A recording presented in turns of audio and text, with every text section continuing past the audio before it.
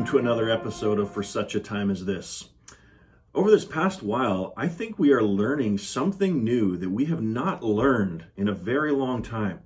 And that has to do with the place of technology and the way it relates to fellowship with one another. We know that technology is very important. We use it in amazing ways. And even as Christians, we're going to use it to promote the gospel. And I think it is a great tool. We should not ever put it down.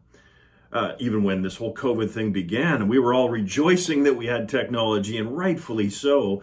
I mean, we couldn't be doing half the things that we do without it. None of us had heard of Zoom before.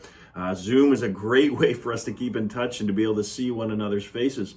Even our Sunday morning service, we were able to continue on with a worship service, to be able to hear preaching, to be able to sing together, to pray together, and to have a little bit of what we had before. All of this has been incredible, but early on, I was very worried. I got to be honest, I was really worried that as people began to go into their homes and they retreated within themselves, the individualism of our culture would eventually create patterns and habits that once COVID was done would not go away. In other words, what I was worried about is people would just start saying, hey, I can just tune into church online when I'm at home. I don't really need to ever meet with other Christians. I can just do everything digitally. I can do everything online. That's a true worry of mine, and it still is a little bit of a worry of mine. But over this past couple weeks, I think there has been a shift. I think the shift is that people are realizing that technology, as great as it is a poor substitute for the real thing. It's good, but it's not great. It is a tool, but it is not the best thing.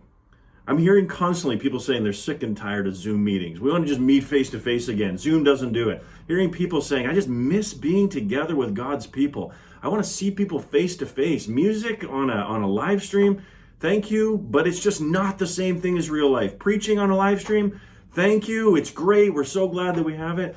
But it's just not the same thing as when we gather together. The Spirit is in our midst and we are fellowshipping with another.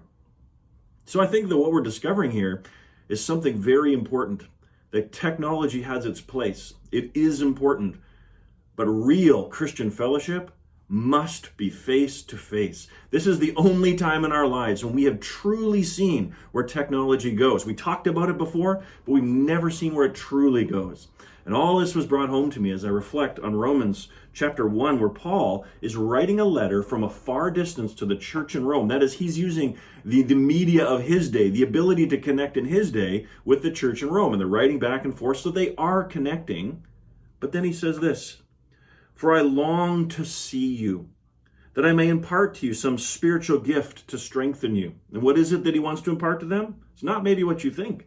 He says, that is, that we may be mutually encouraged by each other's faith, both yours and mine. In other words, Paul's saying letter writing is great, but it is not the same thing as when we come together and we face to face mutually encourage one another, that we're strengthened by one another.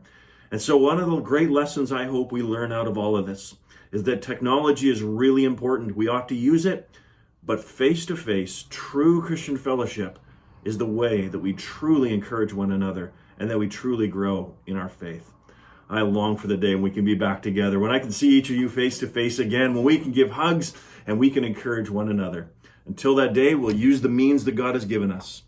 But I can't wait until we're finally back together.